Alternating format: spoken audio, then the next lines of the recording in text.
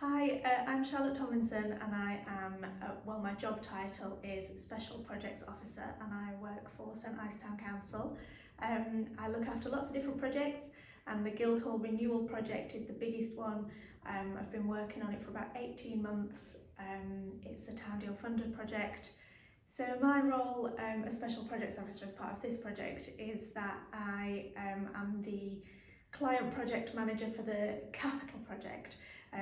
So I do a lot of the coordination between the internal project team that work on behalf of the town council. We report back to councillors, and I also work alongside the appointed design team because this project's quite big. So we have a design team that includes the architect, the theatre consultant, structural engineer, all of those people who you will meet as part of this little interview series.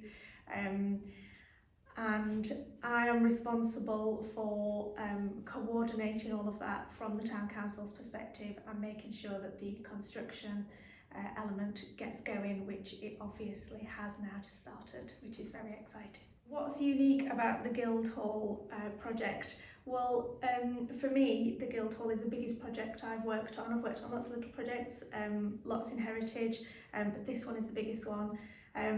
The Guildhall is really unique because of its function in the town. It's got it's both the town council's formal offices with a council chamber, etc. But then it also has this amazing hall space that has been a dance hall, it's been a theatre, it's got a stage. It's an amazing space, and those two things sit quite nicely together in the town.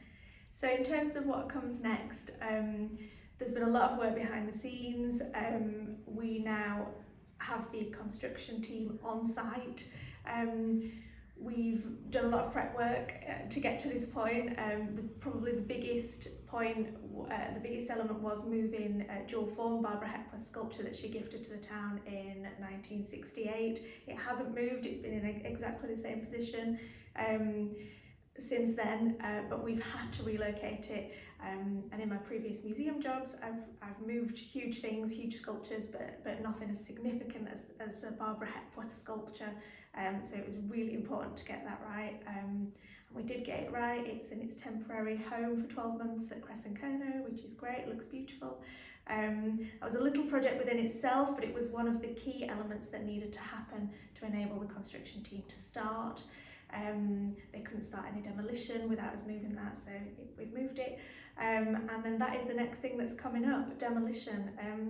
So the portico will go, and that's going to happen probably in the next 6 weeks, ready for the construction team to build something fabulous in its place. But yeah, we're looking forward to the demolition. So my aspirations for the Guildhall are, I'm really looking forward to anyway, opening the doors, welcoming people into the space, and for people to see particularly that the heritage features have been retained and enhanced and celebrated, and that whatever's new has been designed to complement those features. I think that's going to be a really nice thing for people to see. I'm looking forward to that.